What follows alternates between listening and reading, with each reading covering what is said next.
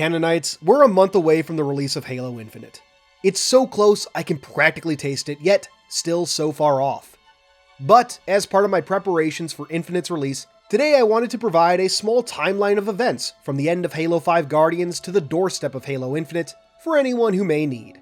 As such, we'll be covering materials from Halo Legacy of Onyx, Halo Bad Blood, Halo Wars 2, Halo Fractures, Halo Shadows of Reach, and Halo Divine Wind.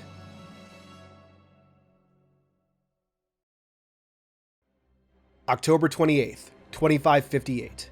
The rogue AI Cortana, or rather a remnant born of her rampant fragments, has taken control of several Forerunner constructs following her accessing of the Domain, a galaxy-spanning network once used by the Forerunners. After recruiting countless AI to her cause, Cortana unleashes her Guardian Custodes upon the unprepared galaxy. Attenuation pulses disable the majority of advanced technology on any planet unlucky enough to find a Guardian above it. Aerial vehicles and ships fall from the skies, communication is cut off, no one is safe. In one fell swoop, Cortana had conquered the Orion arm of the galaxy. Minimal resistance remained and humanity's best ship, the UNSC Infinity, was on the run. Just prior to Cortana's takeover, the Oni AI known as Black Box, or BB, had managed to figure out her plan. In preparation, BB made plans for the evacuation of Oni Commander Saren Osman and Fleet Admiral Terrence Hood with protection provided by Spartan Orzel. He then had himself and several other Oni AIs secured in a lockbox with explosives inside. This was delivered to Saren with the option to set the AI free or destroy them. Osman, Hood, and Orzel then depart for Rossbach's world, a planet BB had kept off UNSC records in case a secret world were ever needed. The fate of BB and his fellow AIs remain unknown for now, though BB was seemingly used, or would be used, as the basis for the Butler personal AI at some point. But while a few worlds might have escaped the eyes of Cortana and her created, anywhere with a UNSC presence was almost a guaranteed target, including the massive shield world known as Trevelyan to humans and the sarcophagus to Forerunners. A Guardian had been hidden away within the shield world, activated as Cortana was gathering her custodes. With the help of a Huragok or engineer named Prone to Drift, the joint species inhabitants of the shield world managed to deactivate the Guardian, then hide the massive shield world away within a slipspace bubble, just as the Forerunners had done eons ago. Though trapped in slipspace, the UNSC and Swords of Sanghelios personnel would be safe from Cortana, even if internal threats still remained. On the Forerunner shield world of Genesis, Fireteam Osiris had just rescued the legendary Blue Team from the clutches of Cortana, but were now overrun by Prometheans. With the help of 031 Exuberant Witness, they're able to open a slipspace portal back to Sanghelios, where they eventually manage to meet up with the Arbiter, Commander Sarah Palmer, and Dr. Catherine Halsey. Exuberant Witness remains on Genesis. After a brief reunion, the Spartans are informed that Halsey and Palmer had made contact with the Infinity, and that it would be arriving by the next day. The night is spent feasting and talking, the Chief and Arbiter even spending some time catching up.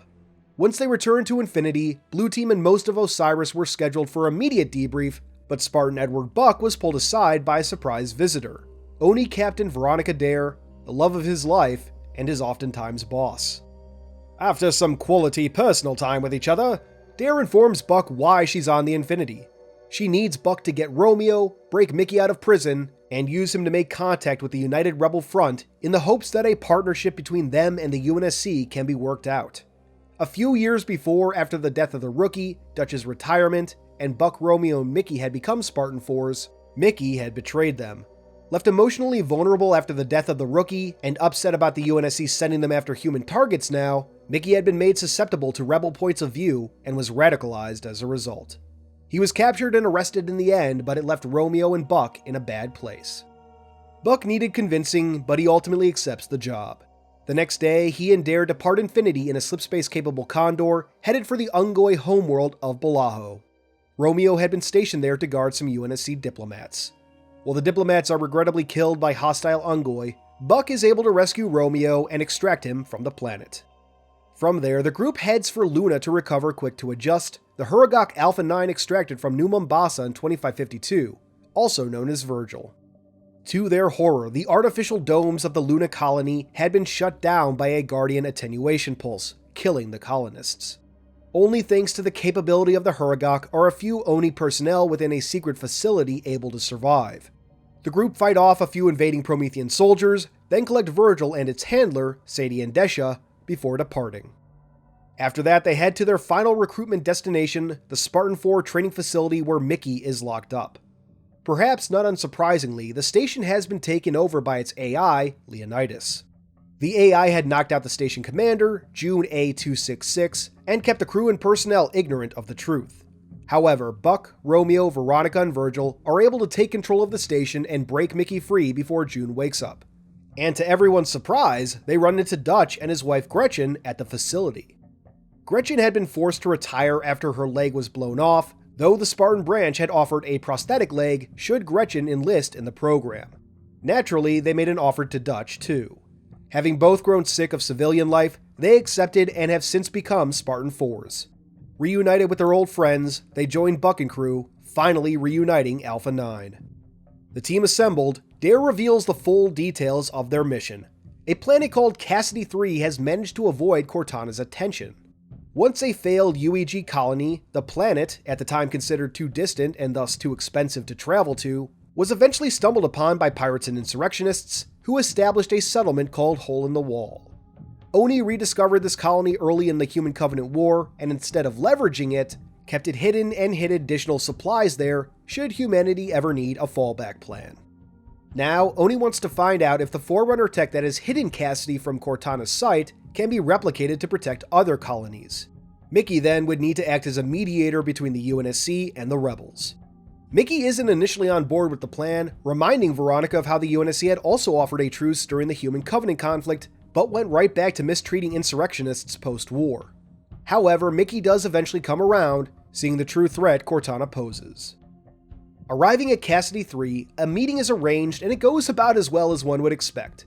The insurrectionists don't see Cortana as their problem, and, given how the UNSC had previously treated the rebel front, they have little reason to trust any word the UNSC gives. However, Mickey is able to convince the group that humans are easier to deal with than fascistic AI, and with reluctance, the rebels are open to cooperation. And none too soon, it would seem. After Hole in the Wall's mayor finishes explaining how the colony has been shielded, thanks to Forerunner Slipspace shenanigans of course, Sadie explains that Virgil had found strings of code for the AI Leonidas in Gretchen's armor. They find codes in Dutch's armor as well. The code is moved into a datapad, after which Leonidas reveals he's already contacted Cortana. Alpha 9 and the rebels scramble to prepare, but a Guardian soon appears, hitting the colony with its attenuation pulse and deploying Promethean soldiers to gather up the colonists. With the help of Virgil, Alpha 9 get their Condor working and escape the colony, though just barely. Some colonists are able to escape, and a few of the civilian ships the colony had, made functional again by Virgil, but the rest are forced to surrender to Cortana's rule. Returning to Infinity, Buck and Dare finally get married, and Buck once again takes up leadership of Alpha 9, including Mickey, to fight against the created threat. In the months to follow, Infinity would do its best to continue fighting against Cortana, her created, and the various Promethean forces at her disposal. Still, they would have to do so carefully, avoiding Cortana's direct attention as much as possible. At the same time, what was left of the UNSC and Oni continued to prepare for their eventual confrontation with Cortana. Part of these preparations would include Operations Breaker Trip, Wolf, and Kickstand. But while those operations were planned, Spartan of Fireteam Apollo is assigned by Captain Lasky himself to investigate the Guardian incident and the source of Cortana's state. The Spartan is given exclusive access to several interviews and analyses surrounding the AI, including a debrief of John 117 following the events of July 25th, 2552, and an interview with a captured Sanshayum prophet. The Sanshayum suggests Cortana might be infected with the Logic Plague, an ancient corruption once leveled against the Forerunners. In January of 2559, 3 months after the created uprising, the Spartan would additionally directly interview Commander Sarah Palmer. Palmer suggests that the unique circumstances of Cortana's creation might have led to the current situation, leading the Spartan to track down Dr. Catherine Halsey. Halsey provides an alternate motivation for Cortana's recent actions, the results of facing down her own mortality since her birth, and receiving a taste of eternity upon entering the domain. The Spartan's investigation ends soon after, with his findings reported to Captain Lasky for consideration. While the denizens of the galaxy dealt with the created uprising, other groups were moving in space beyond the galactic rim. When Cortana unleashed her Guardians, a failsafe activated preventing travel to or from the Ark, the extragalactic forge of the Halo Rings. Set up years prior, the UNSC outposts and personnel on the Ark were left in the dark when their portal and lifeline back to Earth suddenly shut down, and their problems would only get worse from there.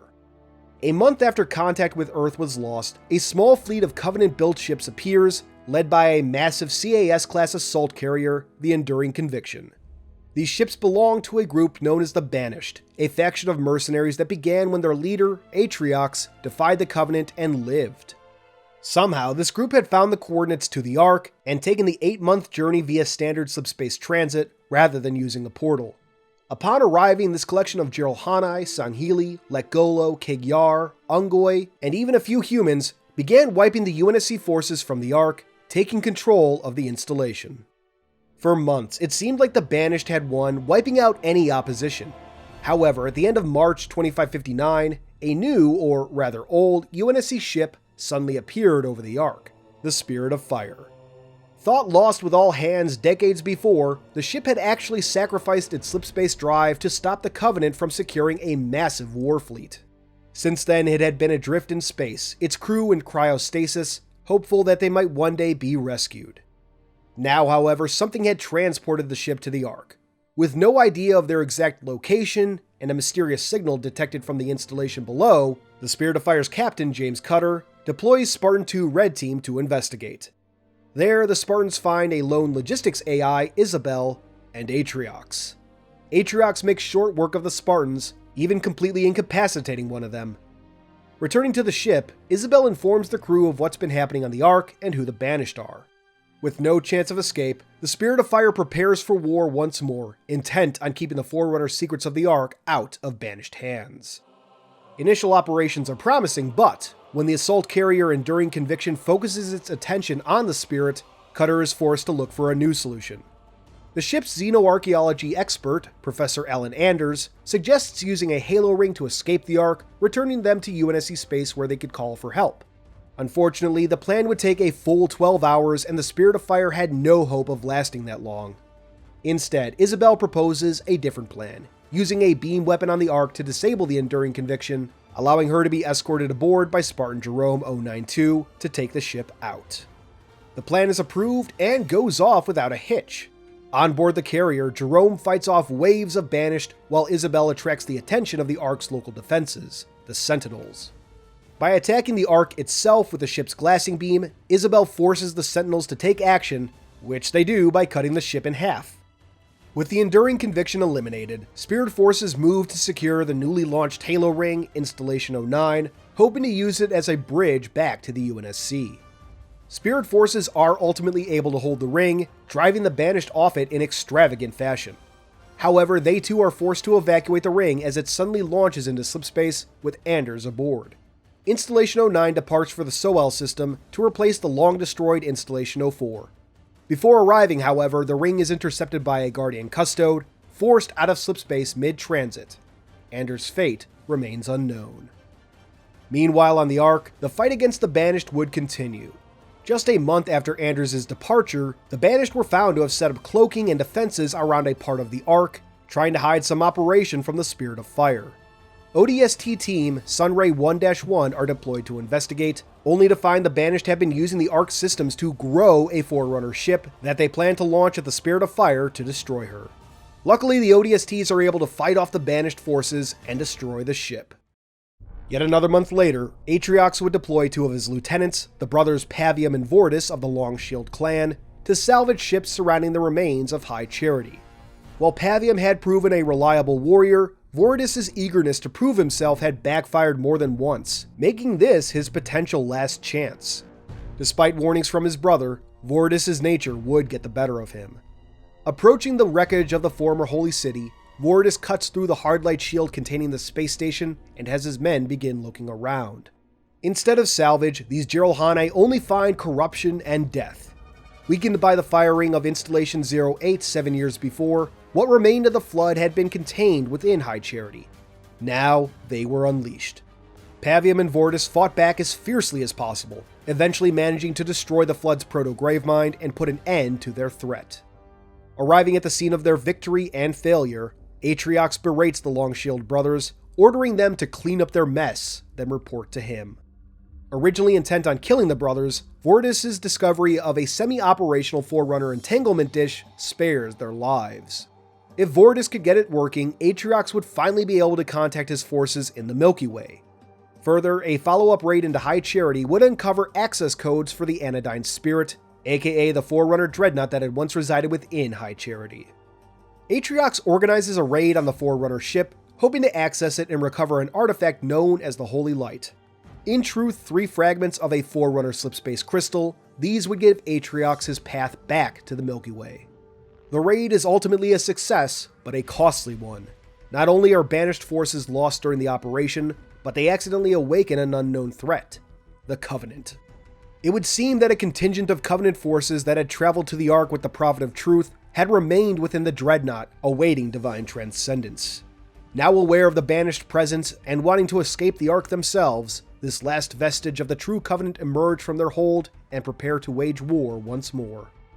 With the slipspace shards in hand and a working Forerunner entanglement dish, Atriox contacts his former mentor and the one he left in charge of the banished while he was at the Ark, Escharum. He informs Escharum of his way to return to the galaxy and orders 3 banished clans to begin searching the human colony world of Reach. Hidden on the planet, the Portal Under the Mountain, as it was called, would be Atriox's route back to the Milky Way. However, as he prepared things on his end, the Covenant attacked, hoping to take back the Holy Light.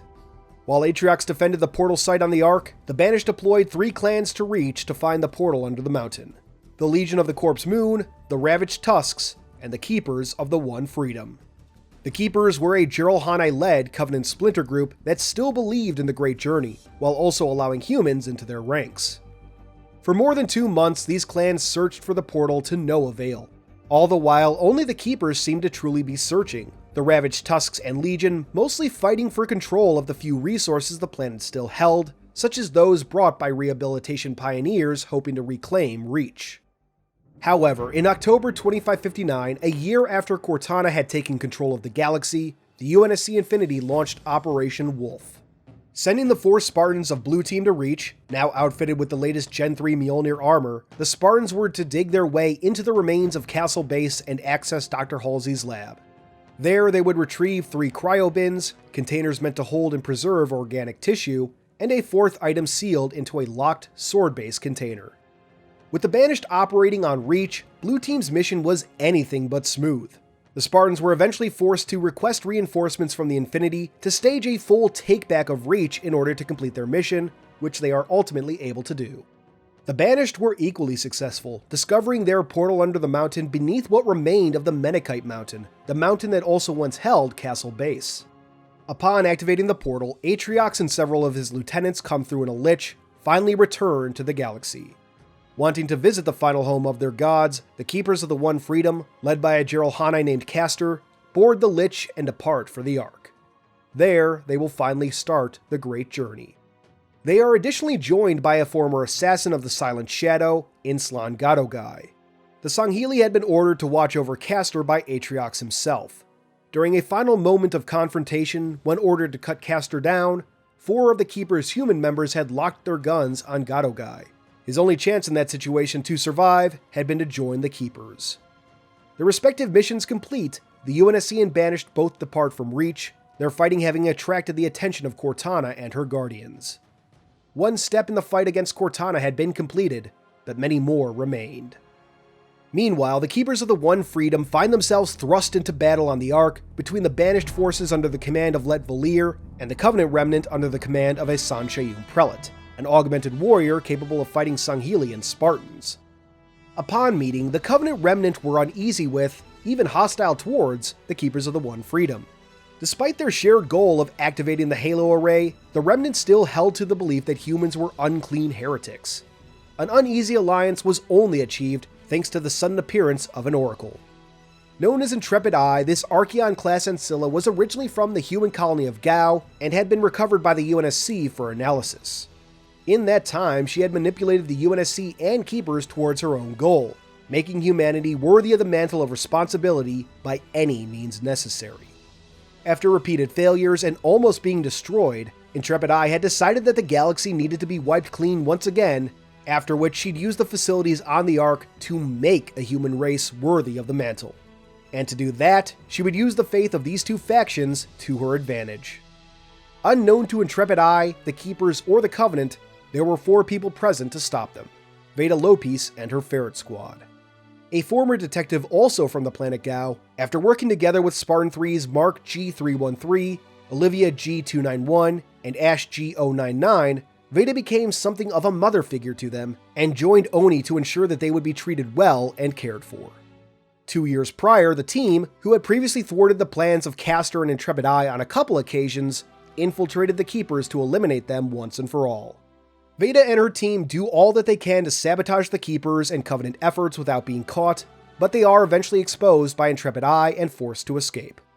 They meet up with forces from the Spirit of Fire and are able to solicit help in stopping the Keepers and Covenant. Veda provides coordinates for a drop-off point the Keepers and Covenant were planning to use to gather some additional firepower, hoping to stop them there. The Spirit successfully eliminates several Seraph fighters, but they turn out to be banished forces that had also been tricked. The drop-off was a misdirect. Luckily, Veda and her ferrets are able to catch up with the Keepers, though are unable to stop them.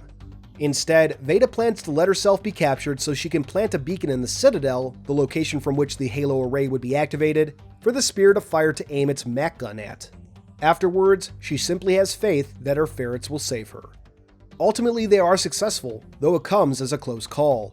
The Spirit of Fire begins firing while everyone is still in the Citadel, and they just barely escape, though so do the Prelate, Castor, and Gato Guy. Unfortunately, Mark G313 would lose his life during the mission, his neck snapped by the Prelate. Though Castor and Inslon Gato Guy escaped, they were now the last of the Keepers, and Castor now knew that the Halos were merely weapons, not holy relics. Finally, meeting with Captain Cutter of the Spirit of Fire, Veda fills him in on her story while also hearing about the spirits. While threats remained, together they would be able to overcome whatever came their way. Meanwhile, near the wreckage of the Citadel, Pavium and Vortis emerge from the battle. The pair had been tracking the Keepers and Covenant, hoping to stop them and earn back some level of respect among the Banished. Though they had ultimately been useless in stopping the Halo threat, no one who mattered had survived to contradict any story the brothers chose to report to Let Valir. From there, the story gets a little hazy as we enter territory that has not been formally revealed yet. There's much to discover between October of 2559, the setting of Shadows of Reach and Divine Wind, and the start of Halo Infinite in May of 2560. Still, we do have some clues. In the months following Operation Wolf, Dr. Halsey created a new smart AI known only as the weapon to counter Cortana. By installing her on an installation somewhere on Zeta Halo, the weapon could imitate Cortana, luring the Galactic Overlord into a trap. After she was locked down, the weapon would automatically terminate, and the Chief would return Cortana to Infinity for deletion. However, around December 13th of 2559, the UNSC were operating on Halo Installation 07, Zeta Halo, when they were suddenly ambushed by the Banished. The conflict left the UNSC devastated and with limited operational capacity. Zeta Halo 2 would suffer extensive damage. On the ring's surface, surviving forces begin resisting the Banished occupiers, waiting, hoping for something to turn the tide.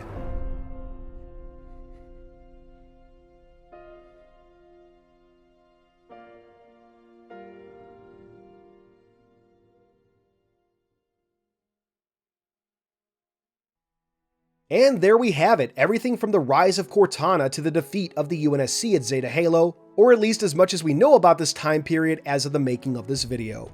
Hopefully you all found this useful in getting caught up on Halo's story after Halo 5. Let me know in the comments below.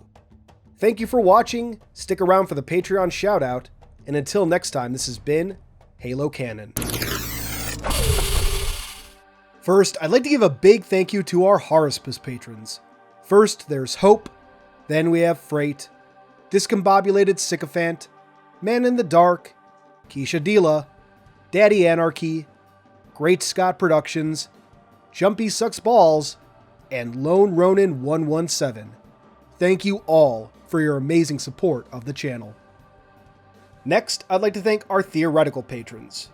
If you'd like to see your name here or get a direct shout out, check out patreon.com/HaloCanon. You can simply support the channel or get additional benefits such as behind-the-scenes materials, including raw audio for upcoming videos, or even shoutouts like this. All patrons now get early access to certain videos as well, and more benefits are to come. However, your continued viewership is more than enough for me. If you enjoyed this video, please consider giving it a thumbs up, and maybe even subscribing to the channel if you haven't already. If you really enjoy this, turn on that notification bell so you can be among the first to see new videos when they release. But for all my fellow Canonites, keep on being awesome.